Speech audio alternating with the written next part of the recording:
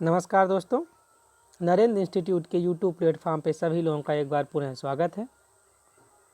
दोस्तों, मध्य प्रदेश उच्च न्यायालय जबलपुर में कुछ भर्तियां आई हैं। उन भर्तियों के बारे में हम विस्तार से देखेंगे। कैसे फॉर्म भरना है, क्या आवेदन की प्रारंभिक तिथि है, क्या अंतिम तिथि है और कितनी फीस है और कौन कौन से पद हैं और उनके वेतनमान तथा उनकी योग्यताएं। तो इनके विषय में जानकारी लेने के लिए आप हमारे साथ वीडियो में अंत तक ज़रूर बने रहें। वीडियो शुरू करने से पहले दोस्तों आप सभी से निवेदन है कि यदि आप हमारे चैनल पर पहली बार विजिट कर रहे हैं तो बेल आइकन प्रेस करिए और चैनल को सब्सक्राइब करिए, जिससे लेटेस्ट नोटिफिकेशन आप तक पहुंच सके। चलिए दोस्तों, चलते हैं वीडियो में। देखिए, मध्य प्रदेश उच्च न्यायालय जबलपुर के द्वारा ये विज्ञापन कब जारी किया गया है? दिनांक 12 नवंबर 2021 को।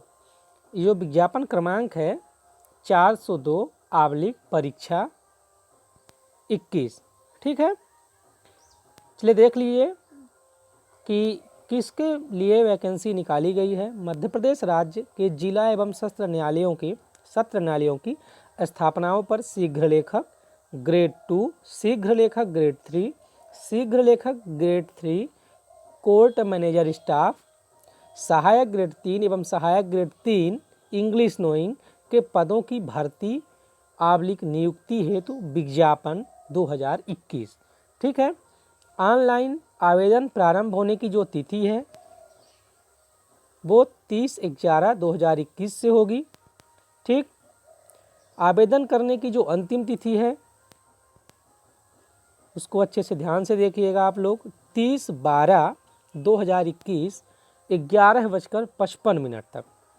ठीक है, प्रारंभिक परीक्षा की जो तिथि है बाद में अधिसूचित की जाएगी, मतलब बाद में बताई जाएगी, और मुख्य परीक्षा की तिथि भी बाद में अधिसूचित की जाएगी। तो कुल मिलाकर क्या है कि ये जो वैकेंसियाँ निकली हैं, जो भर्तियां हैं, इसके 2 पेपर होंगे, प्रारंभिक और मुख्य परीक्षा। इतना आप लोगों के समझ में आ गया होगा। चलिए आगे देखते हैं। कुछ महत्वपूर्ण बिंदुएं हैं, उनको देख लीजिए। क्या है? पहला कि संपूर्ण चयन भर्ती प्रक्रिया रिक्त पद हेतु अर्हताएं या अनर्हताएं, अभ्यर्थियों का चयनाधिकार आदि के संबंध में मध्य प्रदेश जिला न्यायालय स्थापना की जो भर्ती और सेवा शर्तें के लिए जो नियम बनाया गया है 2016 में, उससे संबंधित पूरे नियम और प्रावधान लागू होंगे। पहली बात बता दिया है कि जो ये भर्ती, मतलब मध्य प्रदेश में जो जिला न्यायालयों के लिए जो भर्ती संबंधी जो नियम है 2016 में जो बनाया गया था, वो सभी प्रावधान लागू होंगे। दूसरी बात क्या बताया है कि अभ्यर्थियों का मध्य प्रदेश राज्य के रोजगार कार्यालय में जीवित पंजीयन होना अनिवार्य है। आप सभी लोग रोजगार पंजीयन से वाकिफ होंगे। अभ्यर्थी केवल एक ग्रुप हेतु आवेदन प्रस्तुत कर सकेगा। यदि अभ्यर्थी एक से अधिक ऑनलाइन आवेदन प्रस्तुत करता है तो संज्ञान में आने पर सभी ग्रुप या पदों हेतु अभ्यर्थिता निरस्त की जाएगी और उसके किसी भी आवेदन या आवेदनों पर विचार नहीं किया जाएगा। इसका मतलब है साफ साफ कि अभ्यर्थी जितने ये पद दिखाए गए हैं, इनमें से केवल एक पर ही क्या करेगा? फॉर्म भर सकता है। ठीक है ना। यदि वो फॉर्म भर देता है विभिन्न पदों में और ये बात सामने आती है तो उसकी उम्मीदवारी निरस्त कर दी जाएगी। देखिए, चौथा नंबर क्या है? ग्रुप ए के पदों में योग्य अभ्यर्थी को पद की वरीयता चुननी होगी, जो एक बार भरे जाने के उपरांत अपरिवर्तनीय होगी। एक बात ध्यान में रखिएगा, एक बार जो आप पद भर देंगे उसमें परिवर्तन नहीं किया जा सकता है। निम्न पद की वरीयता देने पर मेरिट में अधिक अंक होने पर भी वरीयता अनुसार ही उसे चयन सूची में स्थान प्राप्त होगा, जबकि उच्च पद की वरीयता देने पर मेरिट की वरीयता अनुसार निम्न पदों पर भी चयन किया जा सकेगा। ठीक है ना। इसको अच्छे से थोड़ा समझिए। कह रहा है निम्न पद की वरीयता देने पर मेरिट में अधिक अंक होने पर भी वरीयता अनुसार ही उसे चयन सूची में स्थान प्राप्त होगा। अगर मान लीजिए कोई निम्न पद की वरीयता देगा तो उसका चयन होने, अगर मेरिट में उसका चयन सूची में स्थान है तभी उसका वो होगा। जबकि उच्च पद की वरीयता देने पर मेरिट की वरीयता के अनुसार निम्न पदों पर भी चयन किया जा सकेगा। ठीक है, अभ्यर्थियों से अपेक्षित है कि वे चयन प्रक्रिया से संबंधित आगामी प्रक्रियाओं की जानकारी प्राप्त करने के अनुक्रम में मध्य प्रदेश उच्च न्यायालय की आधिकारिक वेबसाइट का समय समय पर अवलोकन करते रहें। कहने का मतलब, जो प्रारंभिक परीक्षा और मुख्य परीक्षा के लिए तिथियां नहीं दर्शाई गई हैं, नहीं बताई गई हैं, उसके लिए मध्य प्रदेश उच्च न्यायालय की जो आधिकारिक वेबसाइट है, आधिकारिक वेबसाइट क्या है, mp.gov. हाई कोर्ट ऐसे कुछ कर देंगे या MPE हाई कोर्ट कर देंगे तो वो वहाँ आप पहुँच जाएंगे। ठीक है ना। फिर क्या है, 6वें नंबर पर है, अभ्यर्थी ऑनलाइन फॉर्म में कोई भी प्रविष्टि अर्हताकारी अंकसूची प्रमाण पत्र से भिन्न नहीं करेंगे। समयक व सही रूप से भरे गए आवेदन पत्र जिनके साथ विहित शुल्क अदा किया गया है वे ही मान्य होंगे। ठीक है ना। तो मतलब जो योग्यता मांगा गया है वो और जो फीस है उसको पेड करने के बाद ही आप वहाँ इसके लिए आवेदन करने के पात्र होंगे, मतलब आवेदन आपका हो जाएगा। चलिए पदों का ग्रुपवार जो पद है उनका विवरण देख लेते हैं। दोस्तों चलिए देखते हैं ग्रुपवार जो पदों का विवरण है वो। देखिए, शीघ्र लेखक ग्रेड 2, ग्रेड 3 और ग्रेड 3, इनके पदों को देख लीजिए कितना है। इसमें 2800 ग्रेड पे है, इसमें 2400 है, इसमें 1900 है, इसमें 1900 है और इंग्लिश नोइंग में 1900 है। सबसे अधिक इसमें 108 पद है शीघ्र लेखक ग्रेड 2 में। शीघ्र लेखक ग्रेड 3 में 205 है। शीघ्र लेखक ग्रेड 3 जो कोर्ट मैनेजर स्टाफ है इसमें 11 पद हैं। सहायक ग्रेड 3 में सबसे अधिक 910 पद हैं। ठीक है ना। और सहायक ग्रेड 3 जो 3 है इंग्लिश नोइंग में, इसमें 21 पद हैं। टोटल 1255 पद हैं। ठीक है। यहाँ पेमेंट वगैरह के लिए बता रहा है, मैं अपने टेलीग्राम में, आप लोग टेलीग्राम में जाके नरेंद्र इंस्टीट्यूट सर्च करिएगा, टेलीग्राम को ज्वाइन करिए, वहाँ मैं इसकी PDF आपको प्रोवाइड करा दूंगा। यहाँ वीडियो ज़्यादा लंबा हो जाएगा। और थोड़ा चलिए देख लेते हैं, ये प्रवर्गवार भर्तियाँ हैं कि कितने मतलब किस प्रवर्ग में कौन कौन, मतलब कितनी कितनी भर्तियां हैं। जैसे UR है, OBC है, SC है, ST है, फिर महिलाओं के लिए आरक्षित हैं।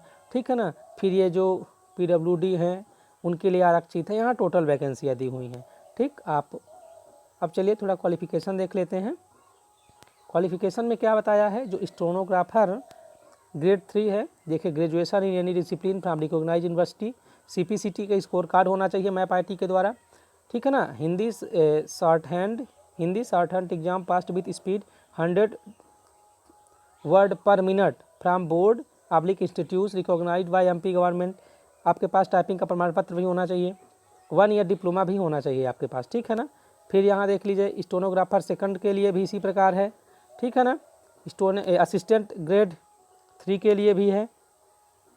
और जो इंग्लिश नोइंग वाले हैं उनके लिए क्या है, देख लीजिए ग्रेजुएशन तो मांगा ही है, इसमें भी CPCT का स्कोर कार्ड मांगा है। English shorthand exam passed इसमें मांगा है। ठीक है ना। और 1 year diploma course passed in computer application from institute recognized by MP government.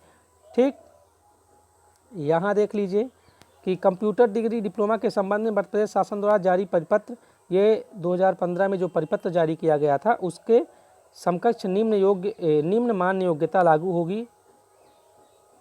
इसको आप लोग देख लीजिएगा। जो BE है, MCA है, BCA है, MSc है, ITS-CS, BSc IT-CS दोनों हैं, MTech ME दोनों।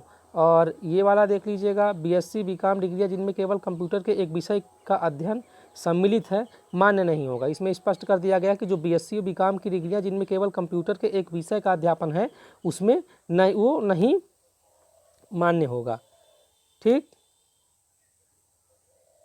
ये जैसा कि माननीय मध्य प्रदेश उच्च न्यायालय द्वारा writ petition number 1925/2010 S Jabalpur Rakesh Yadav विरुद्ध स्टेट ऑफ MP तथा अन्य ILR 2011 मध्य प्रदेश 1847 DB में भी अभिनिर्धारित किया गया है।